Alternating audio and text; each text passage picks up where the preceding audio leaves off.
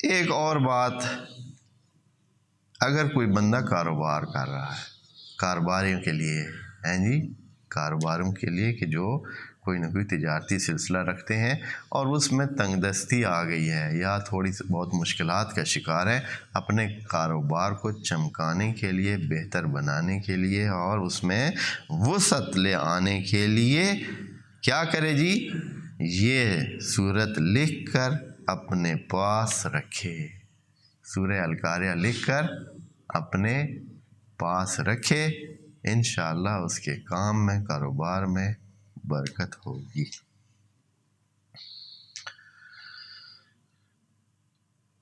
اس کے علاوہ